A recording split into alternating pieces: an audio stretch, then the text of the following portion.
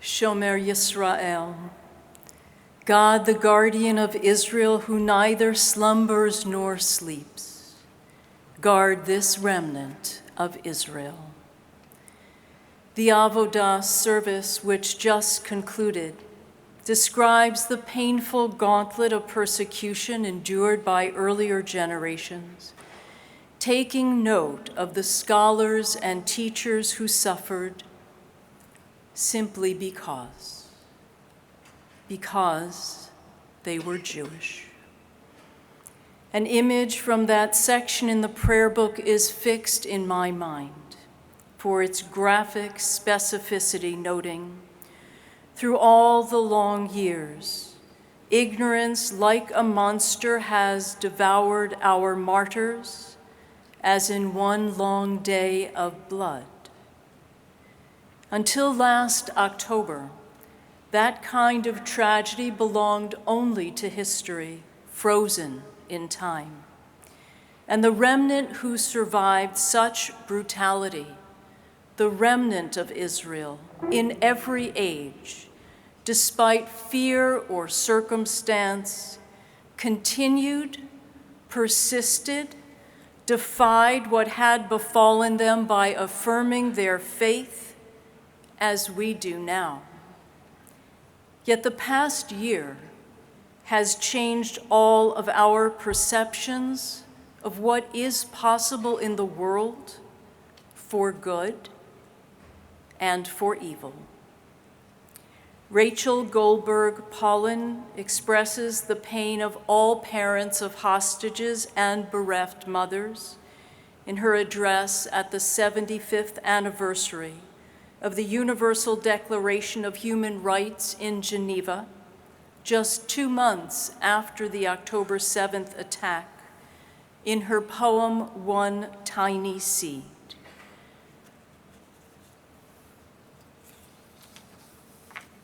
There is a Yiddish lullaby that says that your mother will cry 1,000 tears before you grow to be a man. I have cried 1,000,000 tears in the last 67 days. We all have. And I know that way over there is another woman who looks just like me, because we are all so very similar. And she has also been crying. All those tears, a sea of tears, they taste the same. So much of the unthinkable has transpired, and we are bound together through grief and immersed in memory. And where is our nechemta, our comfort? It comes from doing what Jews have always done, coming together for strength and shelter from a world that has grown more and more difficult for us as Jews, a community bound together, yet one where no explanation is necessary. Author Rachel Unreich writes after October 7th, I yearned to be among others who would understand how broken I felt and how disoriented in a world turned upside down. She was speaking to herself, but she was speaking to us as well. We are that shelter. We are that strength. In this hour, we come together to remember. In this hour of memorial, let us form a sacred community in the place where our simchas and sorrows are marked, allowing ritual to hold us again.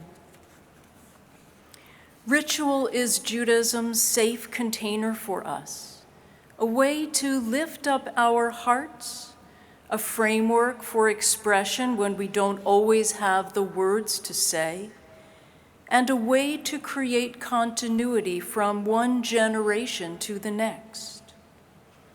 The ritual timeline for mourning is quite specific. Shiva, 7 days.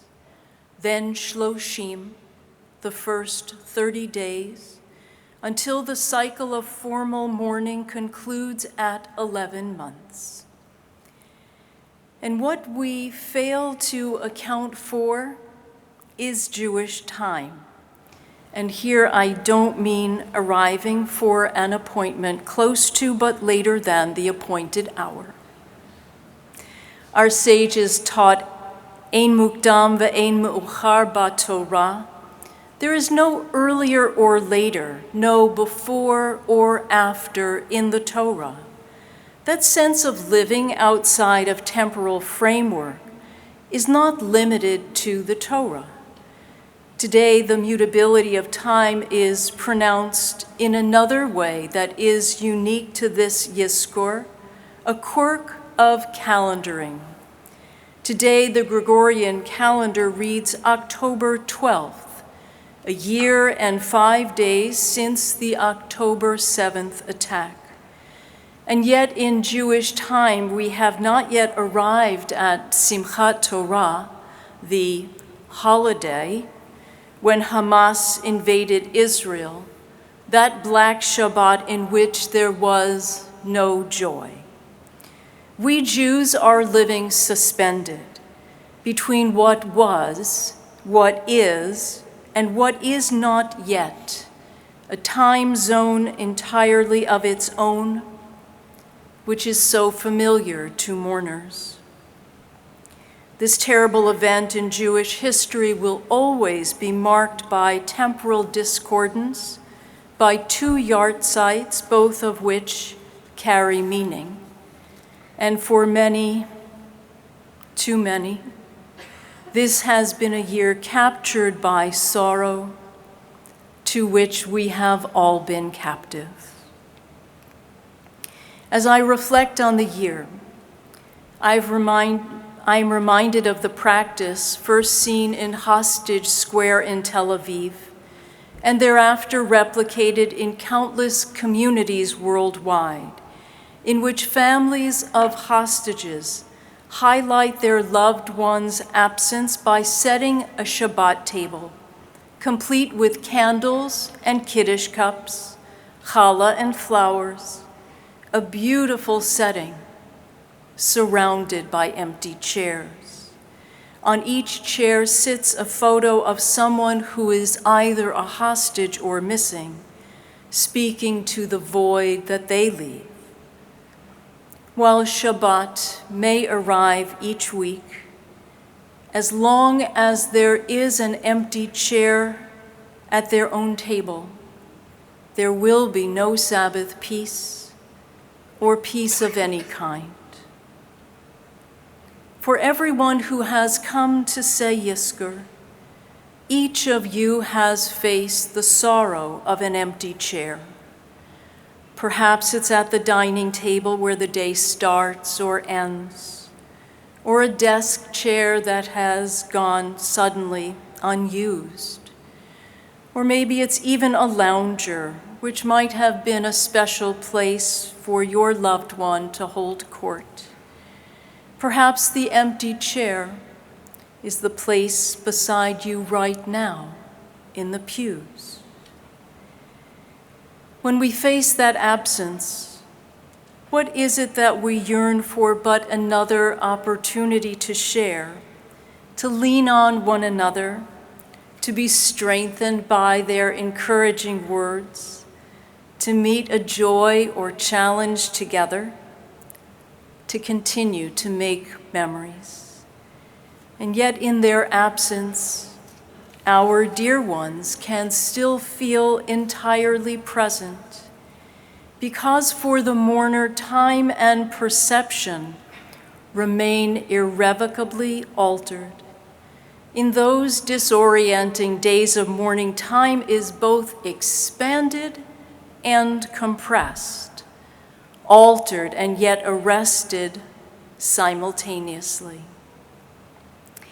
I can share that no matter how many years it's been since my mother died, it is always just yesterday.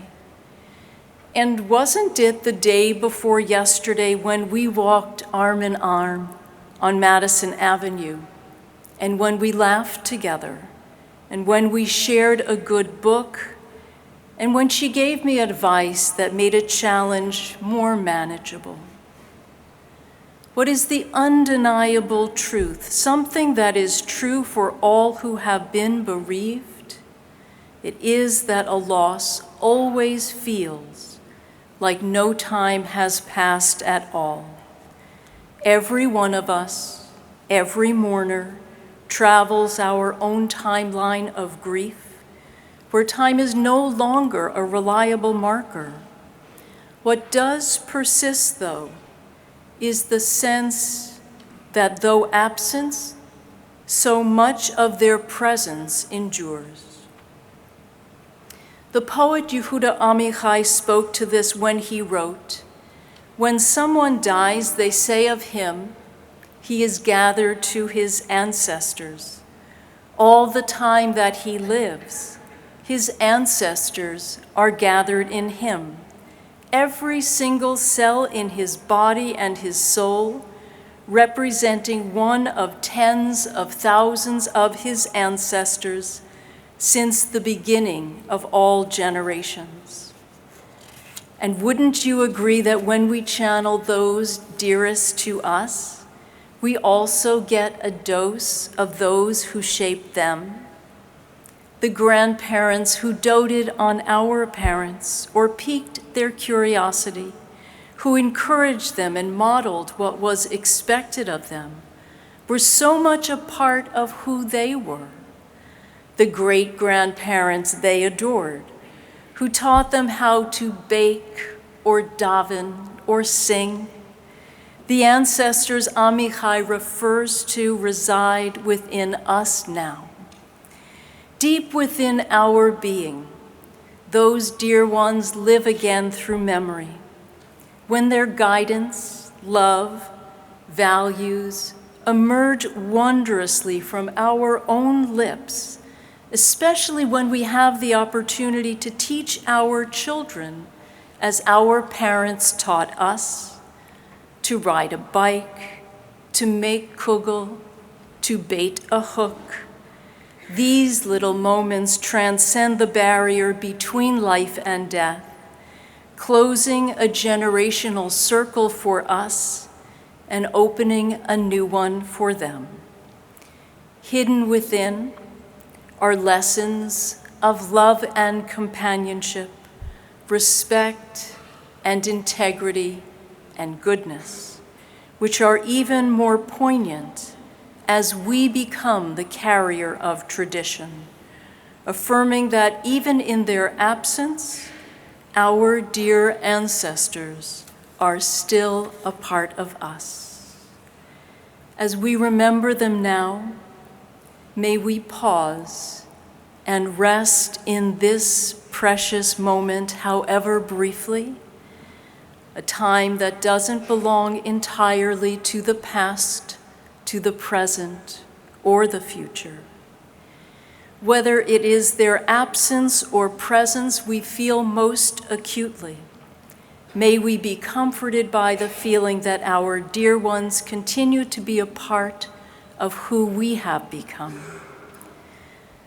Let us call them close to us again as we bless their memories and praise God for all that we have had and for all that endures. Yizkor Elohim, remember, O God.